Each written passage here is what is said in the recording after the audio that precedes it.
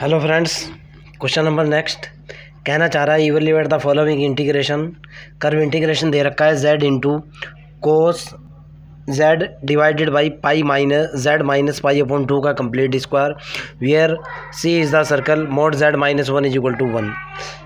एक ऐसा सर्कल दिया हुआ है, ए रायना बेटा बात ना करे, जिसका सेंटर 1 है और जिसकी रेडियस भी क्या है 1 है। ओके, सबसे पहले ज़रा ग्राफ देख लेते हैं भाई। ये मेरा एक्स एक्सिस और वाई एक्सिस हुआ। Suppose that this is my X axis, this is origin point, this is Y axis. Okay, z minus 1 यानी सेंटर है मेरा कितना 1। ओके, और रेडियस मेरी कितनी है 1, यानी सेंटर भी मेरा 1 है और रेडियस भी मेरा 1 है। सर्कल मेरा ऐसे है। ओके, यहाँ से यहाँ तक ये वाली दूरी जो है ना ये 1 है। ओके, ये यहाँ से यहाँ तक की दूरी भी 1 है, यहाँ सेंटर 1 है ना। ओके, रेडियस भी 1 है। बड़ा छोटा हो सकता है, कोई दिक्कत वाली बात नहीं है।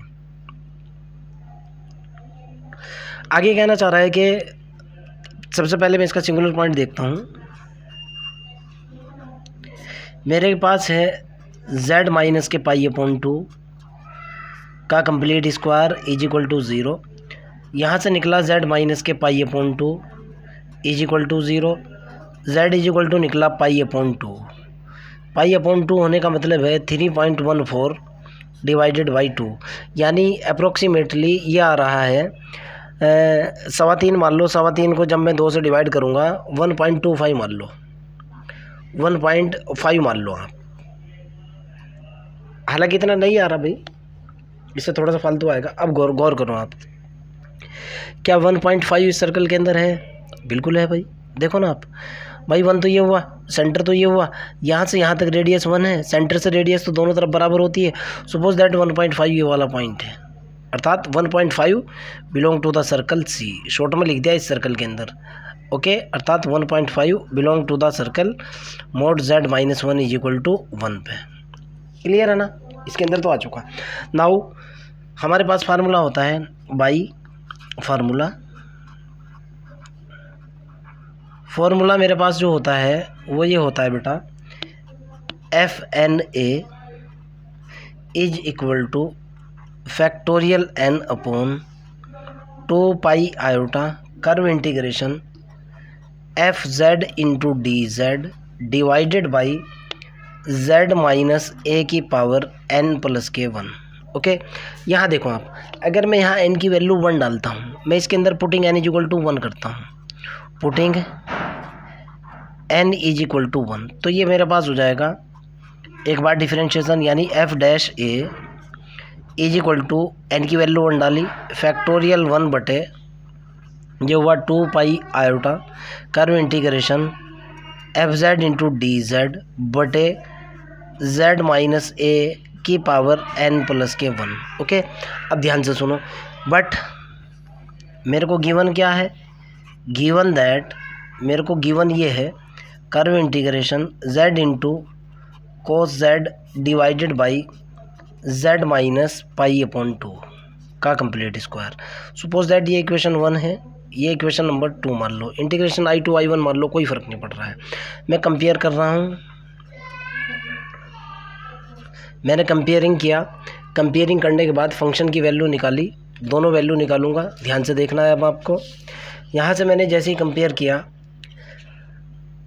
एफ ऑफ जेड की जो वैल्यू निकल कर के आई वो कितनी निकली भाई?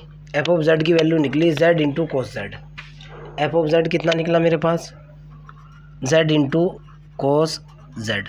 जेड माइनस पाई बाई 2 की कंपेयर किया मैंने, जेड माइनस पाई बाई 2 का कंप्लीट स्क्वायर, इसका मैंने कंपेयर किया जेड माइनस a की पावर n प्लस 1 से। तो जाहिर सी बात है, यहाँ से 2 is equal to n plus 1, n plus 1 is equal to निकला 2, n इज इक्वल टू निकल गया मेरे पास 1 आपके सामने है, और a इज इक्वल टू निकल गया मेरे पास पाई अपॉन 2 आपके सामने है। ये भी क्लियर, दोनों की दोनों वैल्यू यहाँ पुट करूँगा। मैं कहना चाह रहा हूँ कि putting f of z is equal to z cos z, a is equal to pi by 2 and n is equal to 1 in first equation. First equation के अंदर जैसे ही मैंने ये पुट किया, यहाँ देखो आप, इधर निकला एफ डैश, ए की वैल्यू कितनी हुई भाई, π/2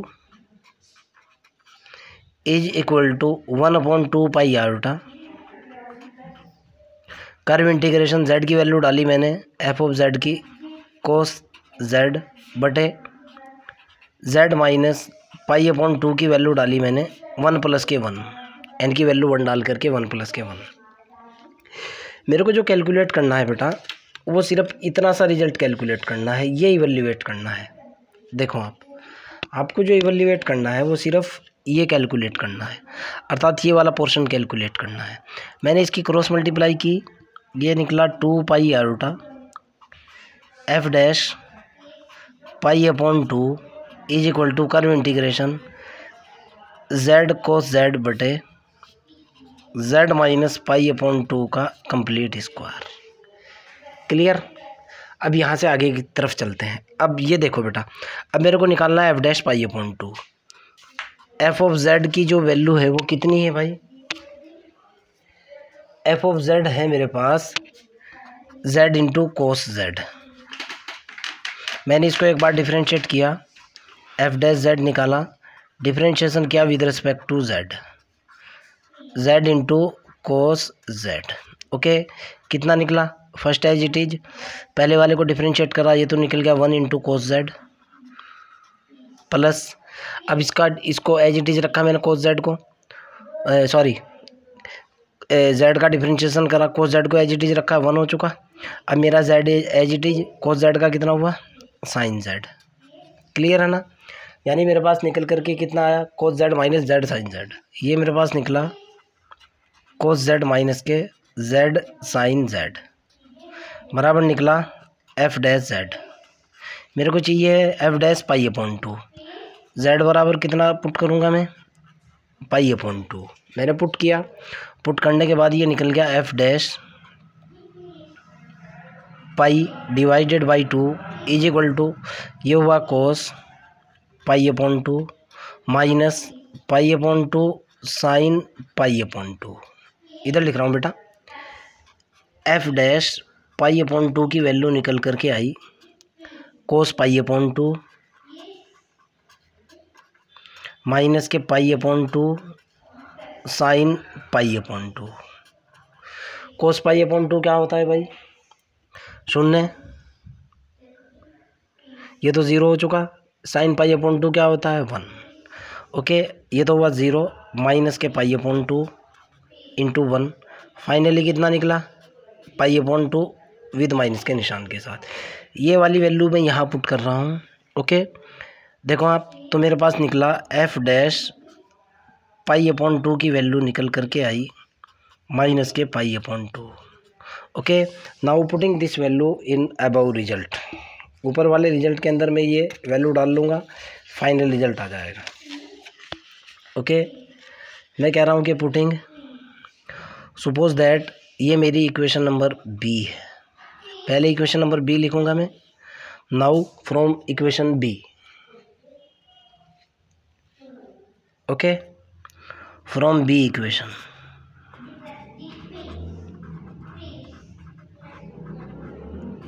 बी इक्वेशन है मेरे पास 2 pi iota F dash π/2 is equal to curve integration z cos z बटे z माइनस के π/2 का कंप्लीट स्क्वायर। ओके, यहाँ से एफ डैश z की वैल्यू जो निकली हुई है, बट एफ डैश π/2 की वैल्यू है माइनस के π/2। मैं कह रहा हूँ कि putting this in above result, ऊपर वाले रिजल्ट के अंदर मैंने ये वैल्यू डाल दी। मेरे पास निकल करके आया 2 पाई आयोटा, तो ये हुआ गुणा माइनस के π/2 ये हुआ, is equal to curve integration z cos z बटे z माइनस के π/2 का कंप्लीट स्क्वायर। इससे ये कैंसिल आउट हो चुका। क्लियर है ना। कितना निकला भाई, इधर निकला माइनस के iota pi square is equal to curve integration z cos z बटे जेड माइनस पाई अपॉन 2 का कंप्लीट स्क्वायर। फाइनली क्या निकल गया भाई, जो मेरे को निकालना था जेड कोस जेड बटे जेड माइनस पाई अपॉन 2 का complete square is equal to minus iota pi square. यही आपका रिजल्ट है। फिर भी अगर आपको कोई डाउट है, कोई प्रॉब्लम है, कमेंट बॉक्स के अंदर क्वेश्चन को डालिए, मैं आपकी हेल्प करूँगा। ओके, एक और भी क्वेश्चन है बच्चों, अच्छा क्वेश्चन है। मैं डायरेक्टली किताब मेरे पास है, किताब के अंदर देख करके लिख रहा हूँ। ओके, कहीं कोई राइटिंग वगैरह में मिस्टेक ना हो जाए, इसलिए किताब का होना बहुत ज़रूरी है। हाँ, क्वेश्चन नंबर है 2 मान लो इसको आप। RTU का क्वेश्चन है, राजस्थान टेक्निकल यूनिवर्सिटी के अंदर आया हुआ है, नेट के अंदर भी आया हुआ है, गेट के अंदर भी आया हुआ है, और BSc का भी क्वेश्चन है यार, तुम्हें तो पता है कॉमन सिलेबस रहता है।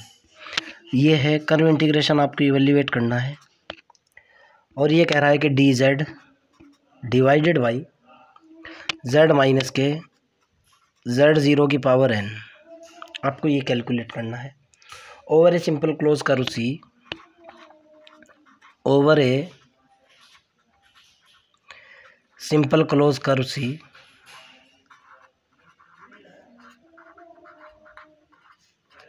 और आगे कंडीशन लगा रखी है n ग्रेटर देन और इक्वल टू 2 और z0 जो है z0 इज इनसाइड C, यानी आउटसाइड नहीं है, इनसाइड C, उसी के अंदर है, कर्व के अंदर, क्लोज कर्व के अंदर ही है पॉइंट।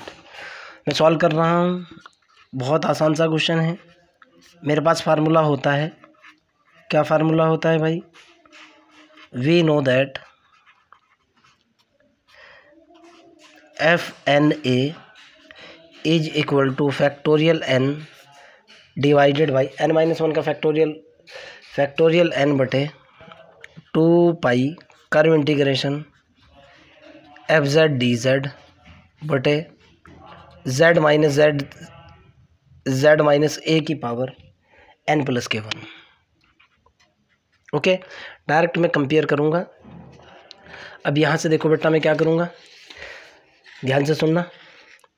जब यहाँ n है तो यहाँ n+1 है, मैं n की जगह n-1 रिप्लेस करूँगा, फिर आगे देखता हूँ क्या आता है। ये फार्मूले में n is equal to n-1 replace किया मैंने, putting n is equal to n-1 in above formula.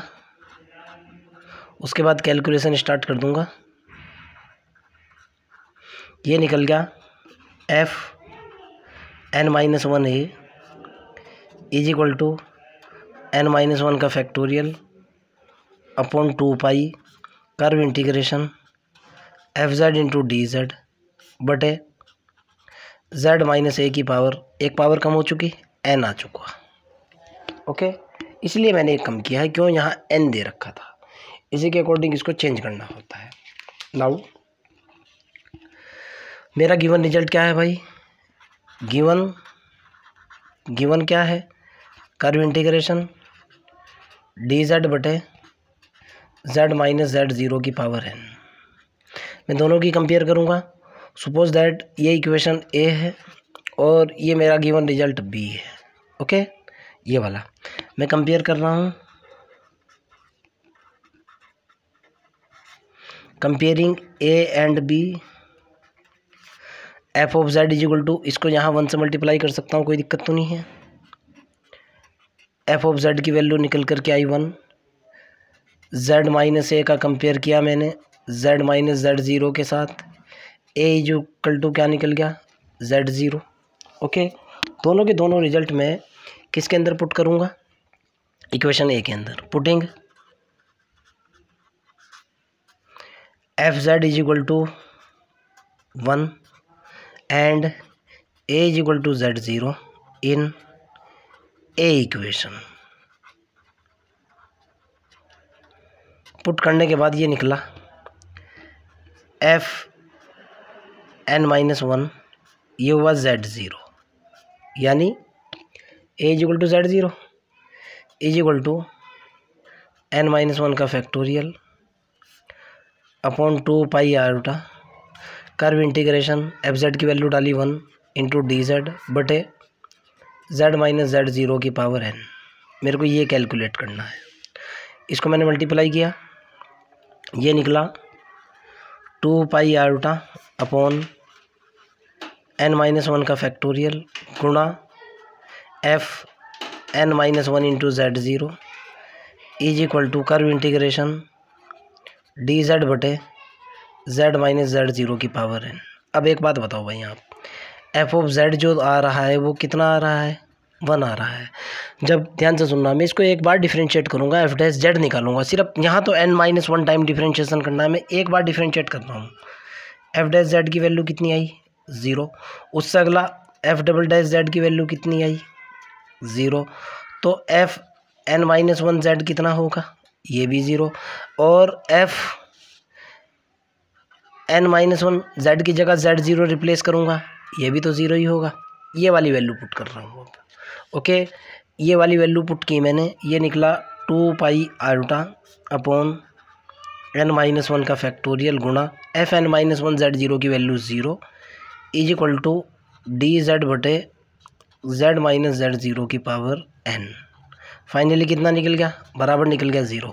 इसका भाई देख लो, इधर 0 बराबर कर लो या इधर कर लो, बराबर 0 निकल गया। यही आपको हल करना था, यही आपका रिजल्ट है। फिर भी अगर आपका कोई डाउट हो, कोई प्रॉब्लम हो, कमेंट सेक्शन के अंदर डाल दीजिए, आई विल हेल्प यू।